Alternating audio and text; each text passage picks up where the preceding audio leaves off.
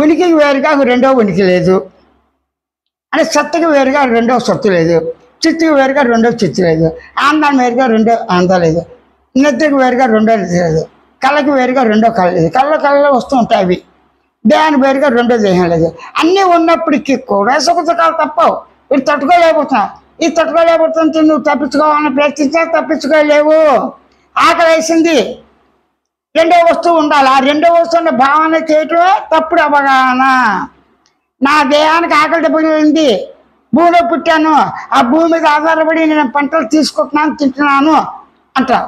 కానీ భూదేవి ఆ మాట అంతగా నువ్వు నా మీద ఆధారపడ్డా, నాలో పుట్టి విరిగానందుగా అంటే నేనే స్వయంగా అంటే ప్రపంచంగాను జగత్తుగాను భూమిగాను పంచభూతాలు అండపిండ బ్రహ్మాండాలుగా కూడా నేను ఈ దేహ సహితంగా నా ఇందు నేనే ఉన్నాను.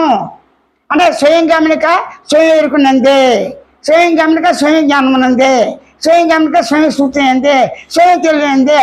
అస్తిత్వంతో ఉనికితో తెలియనందు, ఉనికితో జ్ఞానమునందు, ఉనికితో భావననందు ఈ సర్వము నేనే ఉన్నాను, నేనుగానే ఉన్నాను స్వతసిద్ధంగా. అంటే స్వతసిద్ధంగా ఉన్నది ఏది?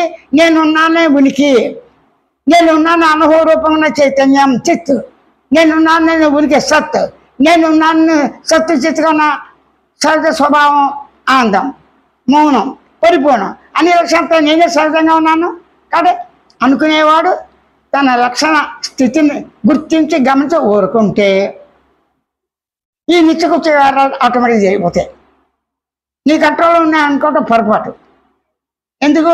నీ కంట్రోల్ ఉంటే నువ్వు కట్ చేయొచ్చుగా, లేవు. అవ్వచ్చు వాటి కంట్రోల్ ఉన్నాయి, అది లేదు.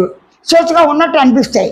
కాబట్టి వీటన్నిటికీ కారణాలు దేవుడు ఉన్నాడా లేడా అనే కన్నా నువ్వు తెలుసుకుని ఆహారం అన్నప్రసాదం కట్టుకోవడానికి పెట్టడానికి ఉంటాను గూడు మానవత్వంతో సమత్వ దృష్టితో ఇరుగు పొరుగుతో సంఘంతో మానవ సమాజంలో మనం ఉంటాం. మన జీవితం కొనసాగించడమే. ఎంతకన్నా చెప్పేది వినేది నేర్చుకునేది ఎవరెవరు కాదు, కానీ గురుముఖంగా సూచనతో చేసుకుంటారు.